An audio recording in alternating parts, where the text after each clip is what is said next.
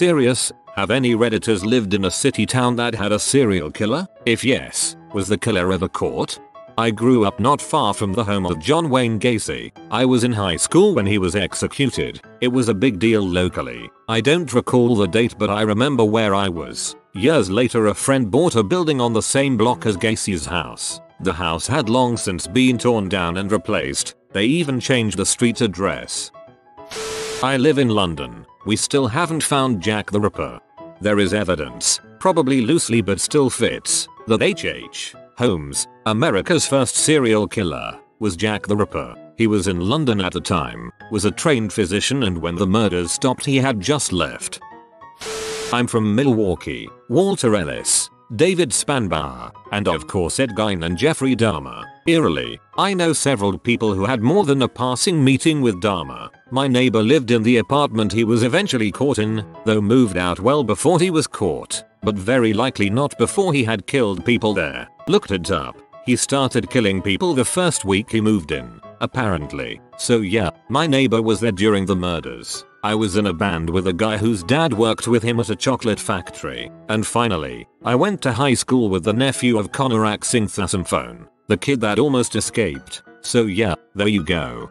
While we're sharing Dahmer stories, one of my middle school teachers had a photo of her and some friends in a bar. Dahmer is right freaking behind her in the picture. When I lived in Phoenix, AZ, the area that I lived in was the Stroll area. 2 blocks over from my sleeping room, 9 to 12 prostitutes were murdered. The police excused themselves for not reporting the murders to the media or warning the prostitutes they might scare off the killer. Not a technical serial killer, but I lived in DC during the serial sniper ordeal. I even saw one of the shootings. I'm pretty sure I saw their old beta car speed through the parking lot too, but I was so focused on the vehicle being a white van that it didn't register as the actual car. I gave a statement and mentioned the other car and the lack of white vans. They kept going back trying to get me to say something else about white vans, which I assume was what they were seeking because it was being reported on every news outlet. Other than that, it was pretty scary. If you had to walk anywhere or get gas, people would try to do it as quickly as possible with as much cover as they could find, even if you were in the city rather than in the suburbs where most of the shootings took place. Snowtown murders, also known as the bodies in barrels, 1992 to 1999, in Adelaide, South Australia. 12 victims, chosen because John Bunting, leader, believed them to be diddlers, gays, or just generally weak individuals. Forced victims to call up relatives saying that they'd be moving state and would be disappearing, but continued to collect their welfare checks. They hid the bodies in a Snowtown bank, inside of barrels. Pretty brutal stuff. The movie Snowtown, 2011, was made for the Adelaide Film Festival. I think if anyone wants to check it out. Frick that movie, it is so depressing. If you want to cry yourself to sleep, then watch that movie. Read it. Yes, I lived in Ipswich, UK, when the Suffolk Strangler was knocking about. It was strange because the whole area of the investigation was occupied by police, and the area just outside of that was occupied by media. It's usually an area left entirely alone by media, and it was really odd for so much activity to be going on. It was autumn winter time, and every girl I knew made sure they were extra careful and that they didn't walk around alone. Then it all just petered out. They found the bloke. Just a nutter, not someone worth talking about, but a very strange time. I live in Perth, Western Australia, and we had Eric Edgar Cook, way before my time, but he really changed the city, made it grow up, shot people, stabbed people and ran people over, a normal family man during the day, the Nedlands monster at night. His family had no idea. He was the last man executed in WA, but his effects on the city are still clear. Also the Claremont killer in the 90s, who was never caught. Not a serial killer, but in 2008 here in Chicago, a man walked into a Lane Bryant clothing store and murdered 5 women. Lane Bryant's was a clothing store for plus-sized women. It was an incredibly heinous crime. Like, every victim was a middle-aged mother just out buying some freaking clothes that morning. I'm not easily touched by that stuff, but it still angers me to this day that the bastard is still out there. They never caught him. How do you shoot dead 5 people in one place and get away with it for going on 6 years? No DNA maybe. Wore a hood. No contacts. Plenty of explanations. He must have been intelligent and well prepared. Number of killings easier to catch. In my town, they caught a would-be serial killer after the first murder. At least he said he wanted to be a serial killer and still thinks of killing others. He killed an 8-year-old and got a life sentence. He was my friend back in high school, but this is for the best. Well, I was on the jury of the Scranton Strangler case. I'd be happy to talk to you about it. I hate so much about the things that you choose to be. I used to live in Hyde, where Harold Shipman's surgery was. Walked past it more times than I could count. For those who don't know, yes, he was caught and eventually committed suicide in jail. Well, we had more terrorists than anything, but when I was very young, I was told not to go onto the main road because there was a man with an axe that would kill you. When I got a little older, I thought about this and dismissed it as just another bogeyman story. When I got a little older again, I found out that it was actually true. There was a section of a loyalist terrorist group that became known as the Shankill Butchers because they were particularly vicious, and it's generally agreed that they were just using the ongoing political struggle as an excuse to murder people. There was one that would hang about on this street corner near where I lived. He would stop you and ask for the time or a light, and unless you ran away very fast, he would put a cleaver in your head. I live in San Francisco. They never found the Zodiac Killer. When the movie came out, I bet he went to the theater to watch it. I don't live that close to here, but the Long Island Killer is currently on the loose and is active. Last body found was almost exactly a year ago. I am sure many people on Reddit live in the area. I wonder if the killer is here on Reddit reading this, rubbing his or her hands together. So many bodies though. I live in Chicago, aka Chiraq. Serial killers are the least of my problems. In the last 12 hours, want to know how many people have been shot in this great city? 13. Yep. Milwaukee in here. Sorry about the shootings, mate. I live in small city in Serbia. Our small city of around 150k people had professional hitman during the 90s. His name is Marinko Magda. He murdered 11 people in Hungary and Serbia. From those 11 victims, some were children. He was killing whole families. In 1994 he was arrested in Hungary and got life sentence. Now tricky part is that before 1998 all life sentences were from 25 to 30 years. So he is expected to be released from jail around 2020. Magda also has above average IQ and he served in French Foreign Legion. Sure, the Green River Killer. Probably Ted Bundy passed through the area. The wanted killer killed a bunch before Minnesota nabbed him. Then I moved to my current home, which was the hunting grounds of gay serial killer Herb Baumeister. Yes, Leonard Fraser. Central Queensland City in the late 90s. I was 18/19 at the time and spent many nights at the clubs. We heard that women had disappeared outside nightclubs, but there wasn't a strong pervading fear in the community. At least, not that I noticed. Bonus fact, I knew some less than upstanding citizens in those days. I'm pretty sure I spoke with Fraser on the phone and came very close to meeting him. Super bonus round fact, Fraser also confessed to the murder of Natasha Ryan, who turned up after hiding, mostly in her boyfriend's cupboard, for a number of years. I was in scouts with Natasha's boyfriend many years before. It gets stranger still, depending on your definition of strange. In 1999 I moved into a house across the road from the flat Fraser lived in when he abducted and murdered Kira Steinhardt, and shared a class at uni with the sister of his girlfriend at the time, who was apparently present after the abduction. These links are getting tenuous now. I think I'll stop.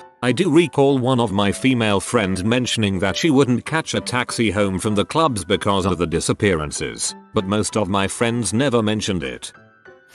My aunt was a student at FSU when Ted Bundy murdered all those girls in a sorority house. Her boyfriend, a sheriff, got called into work because of it. She said he was so traumatized by the sight of everything that he didn't want to talk about it ever. She woke up to him sobbing in the middle of the night many times during the rest of the relationship, which I think was only a few months because he had changed so much. Okay, not a serial killer, but a serial stabber. This was an SF a few years back. This homeless guy, I'm pretty sure he was not mentally okay. He decided to go around stabbing people that were riding the bus streetcars. Reason I found he was a serial stabber was because he got my sew on the side of their abdomen. The dude just walked up and said got you mother and stabbed my sew with a freaking corkscrew. Obviously police comes out, ambulances, and then mayor of SF along with all the media. Apparently he had been stabbing people all over SF but there was no coverage of it in the news till my sew got stabbed, because they at first thought it was a hate crime. So it was a bit of a media frenzy till they connected him to the other standings. After that never really felt completely safe and neither did my sew. I work where a convicted serial killer was employed. We missed working together by a few months. There are stories told of him reading the newspaper about his killings. It was no big deal then, nobody knew, but now that feels creepy. Harold Shipman. I believe he hung himself in prison. He did indeed. I was born in Santa Barbara. There was a serial killer moving all over California. The killer was never caught. I believe they found some of their notes or some paperwork he or she had. I'm from a neighborhood in Chicago very close to where Richard Speck killed those nurses.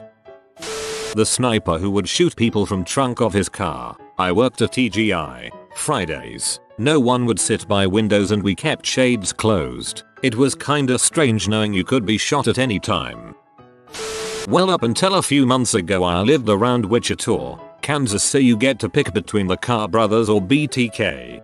Good old Wichita, where the only claims to fame come from serial killers and Crazy Mike. I grew up in Blacksburg, Virginia, which was the hometown of Henry Lee Lucas. At the time I was starting school there was a mass shooting in Dunblane, Scotland, which happened about 10 miles from where I lived. Still gives me the chills to this day. There was a video rental place that John Wayne Gacy kidnapped a kid from across the street from my cousin's house. We were the right age to be targeted by him and used to play around there all the time. The place burned down around 89-90.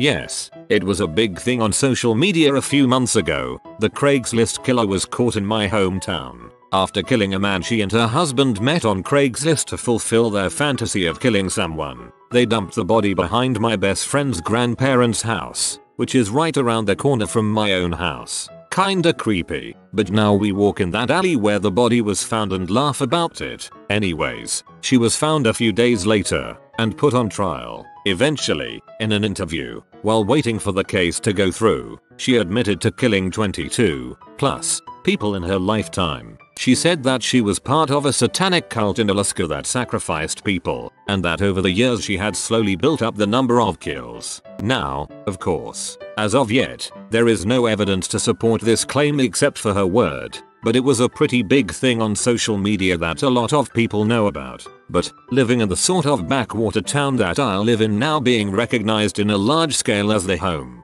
she didn't actually live here ever. Not. Serial killer who killed more people in her lifetime than most other well-known killers. Kind of makes us look even worse. It really isn't that great. If somehow it turns out to be true, which no one really believes at this point, it could obviously turn around our fortunes. No, it's not really scary. It's just sort of ridiculous at this point. Fun topic to bring up with friends at school though. TLDR, the Craigslist killer from a few months ago was found in our town. Just a pretty stupid situation. Not all that scary.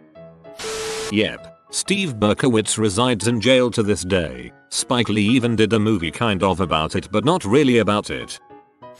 Ted Bundy went through my city, and you know how that ended for him. I'm from Orange County, and within the last year we had a serial killer who was killing homeless people. His last victim was killed at the Carl's Jr., right down the hill from my house. He was caught shortly after. I believe he was an ex-Marine. I am from El Portal, 2 minutes from Yosemite. You might be familiar with Cary Stayner. He was caught. Thankfully, he left one woman's head right near the barn where I played hide and go seek as a kid. Also, he offered my neighbor a ride home from work once, but she declined because she had a weird feeling about him. My mom says that in Rochester, NY there was a serial killer that went around killing girls whose first and last name starts with the same letter. The dude, or dead, was never found.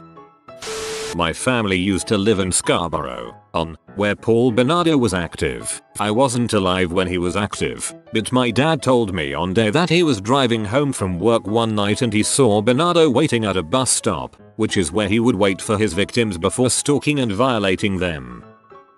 I grew up in the same area that Gary Ridgway committed all of his murders. My mom actually lived in the same town as him during the early mid-80s. Not sure if this counts, but my sister used to live in a city with a serial cat killer. He kidnapped cats, decapitated and dismembered them, and then staked the torsos into the ground around town. He was caught. Pretty sick crap. My mom talks of Ted Bundy like he wasn't a big deal. Pretty creepy that I played at Lake Sammamish State Park as a kid. Yay, Bellinghamers. My father worked with Harold Shipman. When Shipman was caught, all of the doctors and nurses at the surgery, my father included, were put on trial because it was considered suspicious that they hadn't noticed all the dead patients. Yeah, I used to live in Toronto. Paul Bernardo and Carla Homolka were caught. Edmund Kemper the co-ed killer. I live in cute little Santa Cruz, car. I live in a town where Ted Bundy did some of his killings. No, I wasn't. I mean, no I didn't. Yes and yes he was caught. Turns out he lived across the street from my aunt's house. She babysat me every day. It was a tiny one-room house and he lived there with his mother at 40. If you are new to the channel, you can subscribe. I publish new videos every day. Until then, check another video.